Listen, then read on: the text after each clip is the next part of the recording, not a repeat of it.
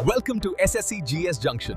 Here you will find the easiest methods, high quality notes, shortcut tricks and daily current affairs. सोचिए सिर्फ 48 घंटे में भारत में क्या क्या हो सकता है। दुनिया की नज़र में भारत की नई पहचान से लेकर देश के अंदर बनते नए आर्थिक रिकॉर्ड तक। चलिए इन 2 दिनों की सबसे ज़रूरी खबरों को ज़रा करीब से समझते हैं। हाँ, सिर्फ 2 दिन और 22 बड़ी खबरें। हम यहाँ उन्हीं घटनाओं की बात करने वाले हैं जो भारत का आने वाला कल लिख रही हैं, चाहे वो ग्लोबल स्टेज हो या फिर अपनी घरेलू अर्थव्यवस्था। तो चलिए शुरुआत करते हैं भारत की ग्लोबल इमेज से। दुनिया भर में भारत का कद कैसे बढ़ रहा है और इसके स्ट्रेटेजिक मूव्स वो क्या इशारा कर रहे हैं। ये देखिए एक बहुत बड़ा डेवलपमेंट। अमेरिकी विदेश विभाग ने भारत के साथ $93 मिलियन की एक बड़ी डिफेंस डील को हरी झंडी दे दी है। और सुनिए, ये सिर्फ हथियारों की खरीद फरोख्त नहीं है, ये इंडो पैसिफिक में भारत और अमेरिका के बीच जो दोस्ती गहरी हो रही है ना, उसका एक सीधा सीधा सबूत है। और ये जो सहयोग की बात है, ये सिर्फ अमेरिका तक ही नहीं रुकी है। हिंद महासागर में भी एक जरूरी सिक्योरिटी ग्रुप और बड़ा हो गया है, जिससे इस पूरे इलाके में भारत की पकड़ और मजबूत हो गई है। हाँ, ये है कोलंबो सिक्योरिटी कॉन्क्लेव यानी CSC। अब तक इसमें भारत, श्रीलंका और मालदीव थे। अब सेशल्स भी इसमें शामिल हो गया है। इसका मतलब सीधा सा मतलब है कि हिंद महासागर में जो पायरेसी, आतंकवाद या स्मगलिंग जैसी चुनौतियां हैं, उनसे निपटने के लिए अब एक और साथी मिल गया है।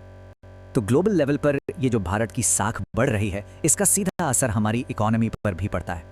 तो अब जरा देखते हैं कि पिछले 48 घंटों में इकोनॉमिक फ्रंट पर क्या क्या बड़ा हुआ। ये कमाल का आंकड़ा है। भारत का फॉरेक्स रिजर्व यानी विदेशी मुद्रा भंडार अपने ऑल टाइम हाई पर पहुंच गया है। ये दिखाता है कि हमारा एक्सपोर्ट कितना मजबूत है और बाहर से कितना पैसा देश में आ रहा है। मतलब दुनिया को भारत की आर्थिक सेहत पर पूरा भरोसा है। और बात सिर्फ आज की नहीं है, भविष्य का अनुमान भी काफी अच्छा है। देखिए, रेटिंग एजेंसी मूडीज का कहना है कि 2025 में हमारी जीडीपी 7% की रफ्तार से बढ़ेगी। हाँ, 2026 में ग्लोबल चैलेंजेस की वजह से थोड़ी सी कमी आ सकती है, लेकिन फिर भी भारत दुनिया की सबसे तेजी से बढ़ती बड़ी इकोनॉमी बना रहेगा। तो सवाल यह है कि इन सब बातों का मतलब क्या है। मतलब साफ है, इंडियन इकोनॉमी अब बाहरी झटकों को झेलने के लिए पहले से कहीं ज्यादा तैयार है। इससे विदेशी इन्वेस्टर्स का भरोसा बढ़ता है और देश में ग्रोथ के लिए एक सॉलिड बेस तैयार होता है। इकोनॉमी तो मजबूत हो ही रही है, लेकिन इसके साथ साथ भारत अपने डिजिटल फ्यूचर को लेकर भी एक बहुत बड़ी छलांग लगाने वाला है। अभी हाल ही में एक ऐसी पार्टनरशिप अनाउंस हुई है जो देश की टेक्नोलॉजी की पूरी तस्वीर ही बदल सकती है। ये पार्टनरशिप हुई है IT की दिग्गज कंपनी TCS और प्राइवेट इक्विटी फर्म TPG के बीच।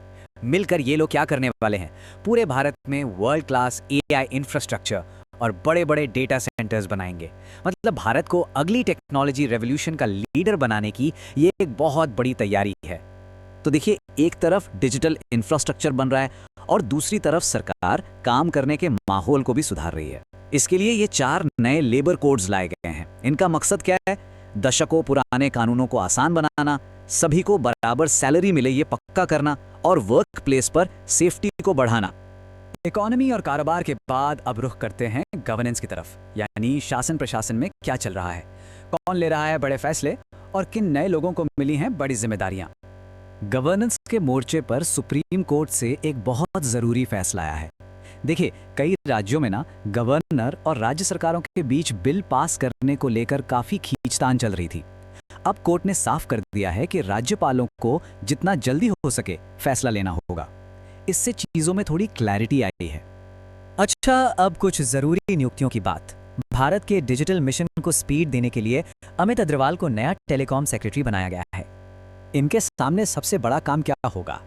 पूरे देश में 5G को तेजी से फैलाना और इसे हर आम इंसान तक पहुंचाना।